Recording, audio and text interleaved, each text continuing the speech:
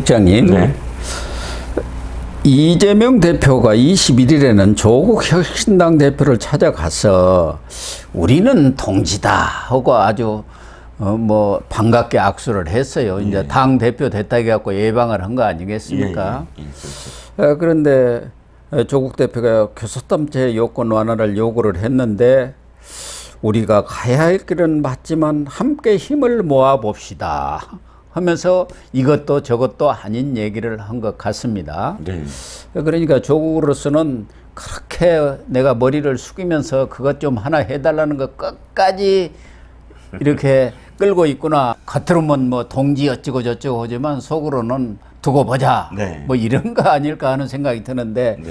그 두고 보자는 조국이 네. 이재명한테 한 방을 날릴 기회가 10월 16일 날 네 군데에서 기초단체장이지만 재보궐선거가 이루어집니다. 네네. 부산 금정구청장, 인천 강화군수. 이건 뭐 자체하고 네네. 요거는 오히려 한동훈 또 대표가 신경을 써야 할 부분이고 여기서 이기느냐 지느냐 문제는.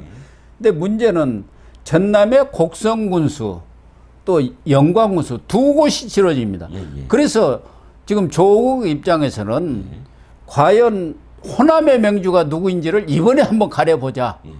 이런 생각인 것 같아요. 예, 그렇습니다. 이게 무슨 10월 재보궐이 있어 하시는 분들이 있을 거예요. 왜냐하면 관심이 크지 않아요. 예. 기초단체장 네 곳이니까. 그런데 제가 이번에 그 경선 전대 민주당 전대 때문에 민주당의 커뮤니티하고 당원 게시판이나 이런 거를 굉장히 열심히 또 취재를 했습니다.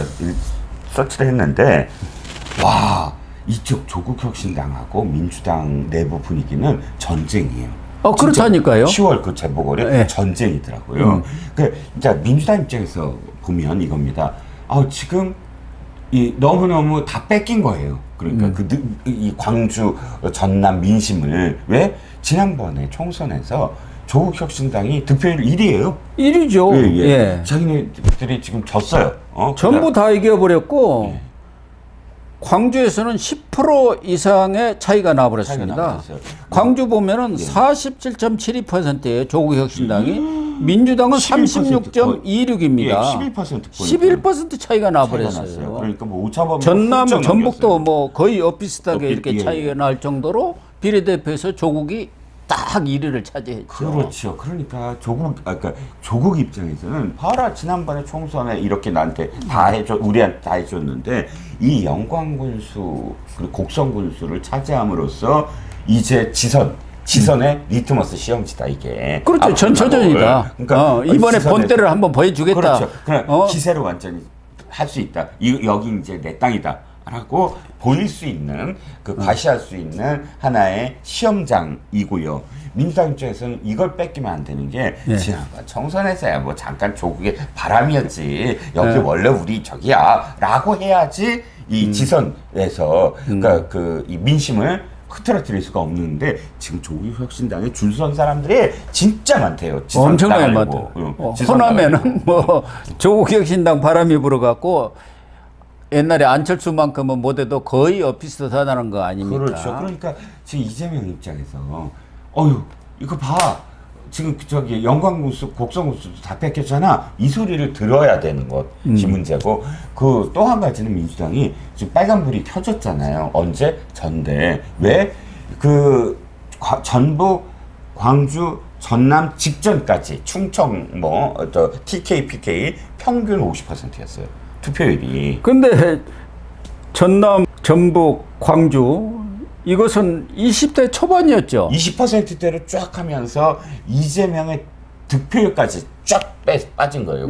9대 명에서 8대 명으로 떨어져 버린 거 아닙니까? 그러면서 사실상 이쪽 서울 쪽은 물론 좀 회복이 된다고 치더라도 여조하고 여론조사하고 그 다음에 그 대의원에서 지금 그 70%대를 밖에 못 받음으로써 89.9%에서 85.4%로 4%포인트가 더 낮아졌어요. 결정적으로 이번에 호남에서 이재명에 대해서 상대적으로 비토를 했다. 이렇게 지금 결론이 나온 상태죠. 그러니까 최근에 여론조사 공정에서 12, 13일로 조사한 것 보면 호남의 그 지지율이 이재명이 34.2, 한동훈이 17.8, 조국 16.1, 안철수 8.3, 김경수 5.9 이렇게 나왔어요. 네네. 그러니까 이재명이 34.2% 뿐이에요. 그렇죠. 민주당 지지죠. 이재명이라는 게 결국 민주당 지지. 나머지는 아니라는 얘기 아닙니까? 그렇습니다. 조국이 16.1%인데 다른 지지자들이 그러면 조국 찍겠다. 조국 혁신당 나온 후보 찍겠다고 돌아설 가능성이 많다 이 얘기죠. 그렇죠. 그렇죠. 과반도 안 되지 않습니까? 34.2%라니까. 고작 30%고요. 그런데 지금 또 재미있는 게 뭐냐면 이겁니다. 이번에 처음으로 선출직 거의 최고위원회 광주 호남이 한 사람도 포함이 안 됐어요. 그러니까 이성윤 의원은 전북에 그냥 예비 경선에서 탈락해버리고 민영배 의원은 7위를 했죠. 그렇죠. 예. 오리지널 광주였는데. 그런데 21대에서도 이 최고위원회 도전했던 전남의 서삼석 의원, 송갑석 의원 다 고배를 들어가지고 21대도 그랬고 이재명 때 최고위원 잔혹사라는 말이 지금 나오고 있고 호남에 대한 배려가 전혀 없는 거 아니냐. 두 번 다 이재명이잖아요. 예. 21대도 22대도. 근데 보시면 알겠지만 전부 TK, PK예요. 영남이야. 민주당의 최고위원들은 다 영남에. 그러니까. 한준호 빼고. 한준호는 사실 왜 제가 이 분위기를 좀 다르다고 생각하냐면 전북이거든요. 호남 아까 그러니까 광주 전남이 아니라는 거. 그래서 이현주 PK, 전현희 PK, 김병주가 예천인가 그럴 거예요. 예. 그래서 이 전체적으로 김민석도 서울이지만 아버님 고향이 저 어디예요? 사천인가 진주인가 어디 됩니다. 사천일 거예요. 사천. 그러니까 김병주가 경북 예천, 그 다음에 김민석이 경남 사천. 뭐 이렇게. 이현주 전현희 다 뭐 PK. 거긴 PK고. 더군다나 출신으로 약간 출생으로 얘기하면 이재명도 본인이 주장하듯이 TK거든요. 특히 호남 입장에서는 지난번 비명 행사했던 사람들이 호남에서는 그래도 기대를 모았던 사람들이 다 떨어졌거든요. 호남 전해철이라든가 임종석이라든가 홍영표 이런 사람들이 전부 저 호남 출신들입니다. 그 사람들 싹 공천에서 탈락시켜보고 학살해버렸지 않습니까? 그러니까 이번 전대에서도 그런 사람들이 나왔으면 한번 등등하게 한번 싸워볼 만한데 아예 그냥 앞으로 자기한테 어떤 정적이 될 만한 사람 싹 제거를 해버렸는데 그중에 대표적인 사람들이 다 호남 사람들이에요. 그렇죠. 그런 것에 대한 호남 사람들의 반감이 지금 작용하고 있기 때문에 그렇죠. 이번 전대에서도 이렇게 뭐 투표율도 낮았고 더군다나 이 광주시당 위원장 선거에서는 강 의원이라고 더민주혁신의 상임대표 아닙니까? 이재명의 최측근 인사인데 이재명까지 나서서 밀었는데도 양분함이하고 하프게임으로 져버렸습니다. 가장 이재명이 솔직히 말씀드리면 속이 끓을 이야기가 강 의원이에요. 그렇잖아요. 왜냐하면 그 당시에 그 두 명 그 정의찬인가요? 그 왜 남총련 의장, 그 다음에 이 지금 강 의원은 한총련 의장, 각각 일주일 사이로 젊은 청년, 지나가던 청년을 그 고문해서 치사 사건이 벌어진 그 핵심적인 인물들입니다. 이게 밝혀지니까 다 공천도 못 받았잖아요. 근데 어떻게 했습니까? 정의찬은 국무총리 비서실 5급짜리로 보내버렸고 강 의원은 떳떳하게 또 광주시당 위원장으로 원외인데 또 보내버렸어요. 국무총리 아니야 국회의장 비서실. 죄송해요. 죄송합니다. 국회의장 비서실에 5급 뭐로 보낸 것 같아요. 5급으로 이제 보냈고요. 국회의장 비서실로. 그러다 보니까 이게 시그널이거든요. 시그널. 강 의원은 이재명이 보냈다. 그렇게 됐고. 근데 강기정 광주시장까지 나서서 지원을 했는데 떨어져 버린 거예요. 근데 광주에서는 그래? 떨어져? 아니 우리는 투표 안 할 거야? 뭐 이렇게 광주 당원들이 받아들인 거고요. 그래서 조국이 이번에 이 두 지역에 아주 올인을 할 모양이에요. 그래서 최고위원도 호남 출신 조윤정 여성비전 네트워크 이사장을 임명을 했고 지명직 최고위원회 비서실장도 장성훈 호남 출신의 전 청와대 행정관 그리고 당 워크숍도 29일 영광에서 한다는 거예요. 그리고 지금 신장식 의원이 전하는 바에 따르면은 조국이 선거 기간 내에 가서 뭐 왔다 갔다 하는 게 아니고 월세를 딱 얻어갖고 현장에서 내 지휘를 하겠다는 거 아닙니까? 선거운동은. 그러게요. 그러니까 아까도 말씀드렸지만 조국은 굳히기. 네. 굳히기에 들어갔다. 지난번 총선 때 득표율이 우연이 아니다. 대세, 호남의 대세는 나다. 뭐 이렇게 증명을 하고 싶은 거겠죠. 지금 곡성 영광도 지난 총선 때 그 득표율을 보면은 비례대표 민주당은 41.13이고 조국혁신당은 39.88입니다. 거의 붙어 있어요. 영광은 민주당은 40.1, 혁신당 39.46. 여기는 뭐 그냥 같습니다. 거의. 그렇죠. 예. 거기다가 지금 곡성이라든가 영광에 조국 혁신당으로 나오겠다는 사람들이 괜찮은 사람들이 줄을 서 있다는 거예요. 또 민주당은 이제 또 많지 않습니까? 자기들끼리 싸우다가 그렇죠. 보면은 또 거기서 떨어진 사람은 무소속으로 또 나올 수도 그렇죠. 있고 그러기 때문에 지금 이 두 지역 다 석권하든가 최소한 한 곳 정도는 조국 혁신당이 가져갈 가능성이 있다는 것이죠. 그렇죠. 그래서 조선일보 칼럼을 보니까 이재명이 지금 세 개의 태풍이 몰려오고 있다. 이재명한테. 하나는 호남 재보궐선거. 네. 여기서 두 지역 다 잃었다가 뭐 호남을 잃었다. 그러면 이재명이 설 자리가 없지 않습니까? TK인데 영남에서 표가 나옵니까? TK는 절대 표 안 줍니다. 민주당한테. 그렇죠.